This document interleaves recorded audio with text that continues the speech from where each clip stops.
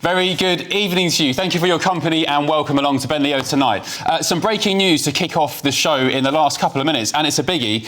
The White House has said it's monitoring the case of Lucy Connolly in an escalation of free speech tensions with the Prime Minister, Sir Keir Starmer. I don't know if you recall when I covered Patrick's show on Tuesday this week, massive conservative American commentator Charlie Kirk told me exclusively on this channel that he was going to text Marco Rubio, the US Secretary of State, about Lucy Connolly's case. Of course, as a reminder, she lost her appeal on the 2.5-year sentence she was given for a solitary tweet. Let's not forget, a solitary tweet in the aftermath of the Southport massacre. She was given 2.5 years. She lost her appeal. She's going to be seeing out her full sentence. Anyway, the breaking news tonight is confirmation from the US State Department, the US government, who has said we can confirm that we are monitoring this matter. The United States supports freedom of expression at home and abroad and remains concerned about infringements on freedom of expression. So there we go. We'll discuss that further in the next hour or so, but it's fair to say a bit of a headache for the Prime Minister, Sir Keir Starmer. Right, today, I've just returned from Calais. I was there because I was looking for the British fishing vessel that was seized by the French Navy a couple of days ago. It's currently in a port while the skipper faces a fine of around €70,000 for fishing in French waters without a licence. We found them, and I'll give you that story later on in the show. There's some interesting footage. But on the way back to Calais, to get the ferry back to the show tonight, we stopped off at a big supermarket, City Europe, you might be familiar with it, where I met these two migrants from Yemen who are trying to get to the UK. And where are you from? Yemen. From Yemen. Yemen? Yes. Do you have family? Yes. Family. Where are they? London? Family of Yemen, and then after England. Come to England. Yes. So you, England first? Yes. And then family? Yes. Is this your son? No, my friend. Friend? Yes. Okay. In England عشان English. English? Yes. أريد أتعلم الإنجليزي. School, English. You can learn English at school? Yes. Okay. Can you not learn French in France? Why England and not Français? ليش ما تقول لك نتعلم الفرنسي. yeah. بوليس فرنسا no stop. لازم exit. Police? Yes. They say, go. Yes. No. يقول exit فرنسا. Go away. Yes. فبوليس فرنسا. Okay. And England police? كلام no problem. Go from Yemen. Go. You have a wife in Yemen? Yes, family from Yemen. How many family? 5, 10? 5. And all come to England? Yes. That's what I'm saying. People in England say there's no more room for immigration.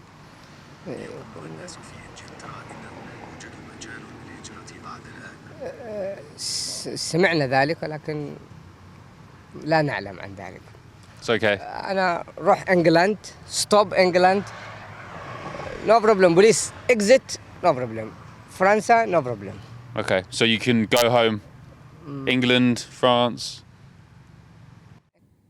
So there we go, a couple of Yemeni men. That interaction was quite important for me because it proves that on days like today, when the channel, the seas are very rough, there's no boats launching because of that, it's just not worth the risk for the smugglers and indeed the passengers, the illegal migrants.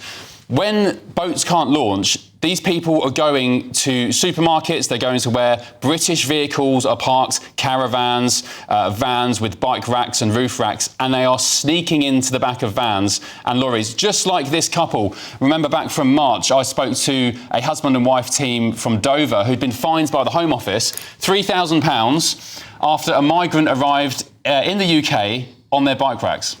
Just as we were pulling away, they said, stop, you have 2 clandestines under your bike, on your bike rack, under the bike cover. About a month ago, we received a fine via email to say that we have a £3,000 fine. £3,000, 1,500 quid a head, I guess, Yeah. if you're going to work it out like that. Do you think that's fair? No. No, not at all. It's disgusting. It's not fair. So there we go. And as I said, the reason I was in Calais today, actually it was a bit further down the coast than Calais, but I was trying to find the Lady T fishing trawler confiscated by the French yesterday. And at 10 p.m. tonight, I'll reveal what's happened on my hunt in France for Lady T. Right, let's get the thoughts of my panel now. The political commentator Chloe Dobbs, the former Labour Minister Bill Rammell, and the businessman and activist Adam Brooks. Welcome along, panel. Thank you for your company. I like your tie, Bill. Spurs tie? Spurs tie. All right, enough of that. Enough of that as the Arsenal fan on the panel. And I've got a theory you were on a booze cruise today. I was on a booze cruise. God, I wish. I feel like, I'm so tired. I feel like I've been boozing, but I haven't. Adam Brooks, let me come to you first because I think you'll be quite spicy on this. I've been talking about this for 10 years. Not just the small boats; they're targeting British vehicles as well. So yeah, look, these people. As I go on all the time, once they get here, they will send for their family. And let's be honest here, them people are never going to work. They're going to be a net drain on the taxpayer for decades in this country. We're never going to deport them. Look, we're going to need interpreters for them when they go to the council, if they get in trouble by the police, if they go to a hospital or doctors, we're going to need to pay for interpreters. It's the taxpayer funding a new life for these people. They're not fleeing war. And this is the thing. France are not our friend. All this, we pay them hundreds of millions of pounds to stop this happening. They want rid of these people. Who's to say that those people have criminal records in Yemen? We don't know. Yeah. They could have committed sex offences for all we know. And they could be walking amongst our daughters, our wives, our mothers, in a local town, in a hotel very soon. yeah, but Adam Brooks, diversity, multiculturalism. Come on. No. Okay. Chloe Dobbs, you went on a Channel 4 documentary about the life of a migrant from Syria and so on to the UK. When you see a couple of lads like that, do you have sympathy for their plight? I have some sympathy for them, absolutely. I think that we saw some people were being told they needed to leave France and they were given letters saying they need to leave the country. It wasn't clear exactly in their case. They were saying, we speak English. And I think, I'm sorry, but from that clip, it looks like they've got the same level of English as someone could learn on Duolingo in 5 minutes. They should just download Duolingo and start learning French, right?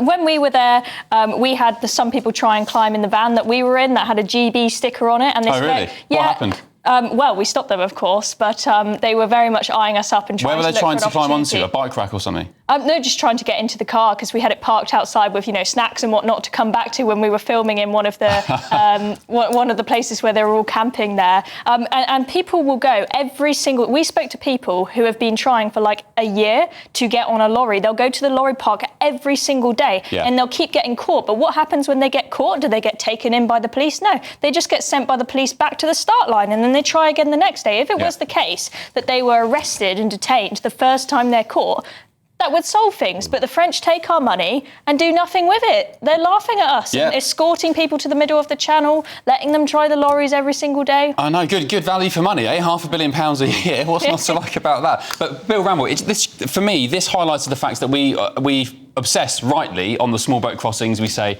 numbers are so and so, they're up this much on last year, 7 boats arrived with this many people. But that doesn't include people coming over on lorries and vehicles like the 2 lads I spoke to today.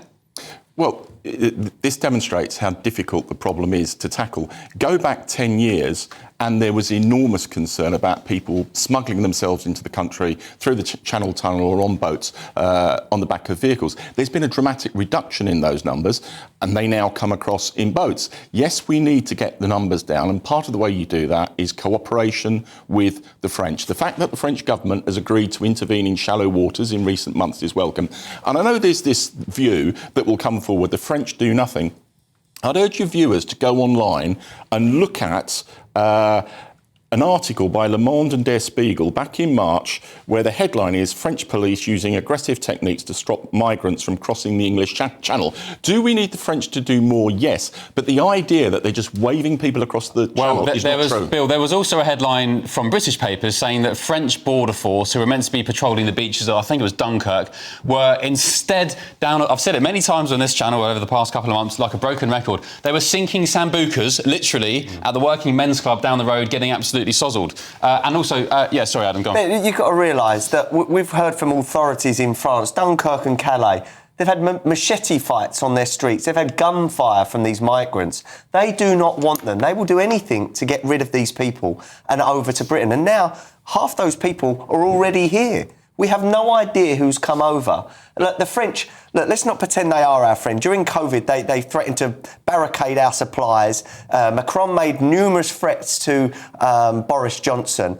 They're not our friends. They might be our neighbours, but they're not our friends. I live in the real world where you need to cooperate with your partners immediately across the sea whose help we need. And one of the things, real world, hold on, taxes go to pay for this. Hold on. One of the very strong measures to come out of the EU Brexit reset deal that was agreed earlier last week is a proportion of migrants being returned to the European Union. Now, you know, before Brexit, we were able to return migrants to their first country of origin. When we left the European Union, that stopped. Let's not lie. We did. Under the Dublin Agreement. I'm not lying, Adam. Bill, under the Dublin Agreement, it was dozens that went back, and we still had to take others back. Let's not lie and say the Dublin Agreement was some big It both policy gave us that the helped ability us. to return migrants, and it acted as a deterrent. But we didn't use it because there was arguments with France. Chloe, let me hear from you. The Dublin Convention was not Bill. interrupted by disagreement with France. It's just not true. Look, Bill, no one is denying that we have to negotiate with our neighbours and we have to negotiate with France and negotiate with the EU. But what we shouldn't do is completely trust them and not hold them to account. We know that they muck about. We know that, they might get their tear gas out and act all hard on the migrants and the smugglers trying to cross when a reporter comes out with a camera, right? But we know that the most of the time they're just ignoring it. And we've had, footage here on this channel of seeing them literally, the French police post just sitting in the water, watching them just get on the boats, just making sure they get to British Border Force safely. They're taking us for fools. Yes, we can cooperate with them, but we need to be very clear. If you do not do your job, you're not getting one single penny of British taxpayers' money. Right, and that's the kind of stance and negotiating stance we had for 14 years under the Tories, and we had particularly since Brexit. Well, and Keir Starmer's a good negotiator, is he? I think three major trade deals in 3 weeks is damn good news for the UK. Bill, maybe we should do what Donald Trump done and start putting threats ourselves. Yeah, look what he did with Colombia. Overnight, he's stopped illegal immigration by about 95%. And what, sending people to come back to countries that they don't even come from? Listen, we don't want them, Bill. Let's start getting aggressive El with Salvadorian. that. Yeah. He was Bill, the El Salvador president was in the White House and he said, this guy is one of ours, the MS-13 gang member. But he wasn't. He was, wasn't Bill. what? He wasn't El Salvadorian. Yes, he was. No, he wasn't. Go and look at the outcome of that. Calais, the president, sat in the White House and said, this is one of our guys, we can't Yeah, because he was being coerced by Trump. He was also an MS-13 gang member. MS-13, vile gang who rape young girls. Who cares when he goes back to if he's committed those horrific crimes? Yeah, lock him back up in El Salvador. Why should Donald Trump have him in his America? Because he's not El Salvadorian. All right, OK. Going around in circles. And also, by the way, I think one recipe to this, I mentioned it briefly last night, is we need to cancel the French. Instead of buying French sparkling wine, go and buy British sparkling wine. There's some great estates in the south of England. There's Nye Timber and so on. And stop buying French cheese. Just do some things for Britain and make a conscious effort. Don't holiday in France because you may come back with a migrant hidden in your then bike that would help us persuade the French to do more? It's a point on principle that, Bill, the French won't do more. As you said yourself, on Monday they admitted they would willingly make it a bigger effort to do more, which proves they weren't doing the maximum effort in the first place. Despite £500 million tax. Don't listen to you, Ben. Don't listen to me. Go online, viewers of GB News, and look at the French reporting of aggressive tactics in March to stop migrants crossing the English Channel. As I say, whenever there's a reporter comes out, then suddenly they act like they're big guns and they're doing something. You can't coordinate that, Chloe. All right, we're going to move on. Well, That's what I saw. Whatever theatrics or performances the French police want to do on the beaches of Calais and Dunkirk, the figures speak for themselves. They're up. Exactly. So they're not doing a good job, are they?